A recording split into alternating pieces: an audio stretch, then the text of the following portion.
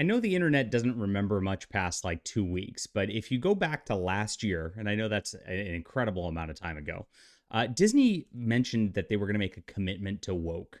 And by that, I mean the LGBTQIA plus SSOO whatever community at this juncture. And so they have been pushing this in their theme parks. They've been pushing it on their movies. They've been pushing it across their content across the board and just shoving this into families' faces and especially into children's faces. That is the intention here.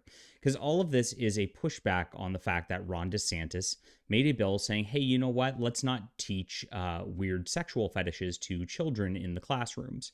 And of course, Disney wants that because they're evil. And so this has created, of course, this whole movement over the last couple of years of the strong female lead, the gay everything and everything. And finally, it's starting to collapse upon its own weight. We have multiple reasons now. We have a new projection for the Marvels coming out, and we have Ahsoka ratings actually hitting today, which, oh my gosh, it's worse than you ever imagined. Here we are. The news today, and this is from earlier in the week. This came out that Brie Larson's The Marvels from internal Disney tracking is now looking for a $45 million to $50 million opening weekend. If you don't know how the numbers work on this, that normally Marvel movies get around $100 million. We're talking a 50% drop.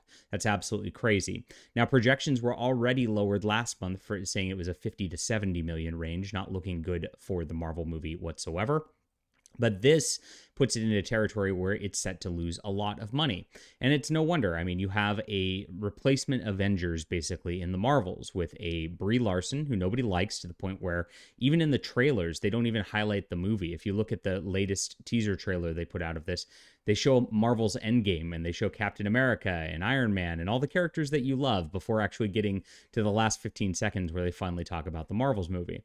They know that they've got something that's completely unmarketable, that it's a diversity train wreck. You have the Muslim Ms. Marvel, who nobody liked in the Disney Plus series. And then you have the final Monica Rambeau, Ms. Marvel, or whatever they're going to call her in this series here, where, of course, she's just there because she's black. We know exactly what they're doing. It's a strong female lead Ghostbusters 2016 cast all over again, and now they're doing it with Marvel. They just rechanged the names to the Marvels instead of the Avengers to make it something that you think is, quote, a different movie. It's not working, obviously. It's failing with audiences across the board. And so is the strong female lead show, Ahsoka. They turned Star Wars into a joke of just a wine ants in space complaining for several episodes.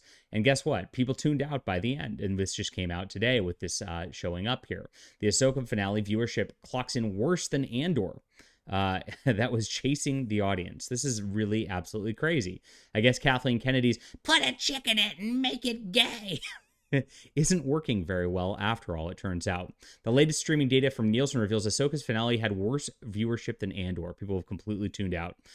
They released their streaming data for October 2nd through 8th. The 8th episode, Ahsoka, aired on October 3rd, and it shows Lucasfilm's Ahsoka series only brought in 575 million minutes. Not good. As noted by X user on Max, this is nearly 100 million minutes less than Andor's finale. That's a huge drop-off. Look at that. We're talking 20% or more here. That racked up 674 million minutes in its finale week on November 21st through 22nd. So people are tuning out of this. They are not watching these shows anymore. You're not watching these shows anymore, are you? Nobody's going to go see the Marvels at this juncture. And of course, with the new Hunger Games movie coming out a week after it to sap out all the strong female energy out of the room there, you know that people are going to go see that who are going to try to see this because, you know, a Marvel movie is in essence a boys' property. At least the Hunger Games starts out as a female YA property. So people are going to go to that.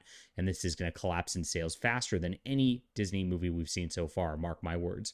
Leave a comment down below with what you think about this. Hit that like and subscribe button. We'll be back soon.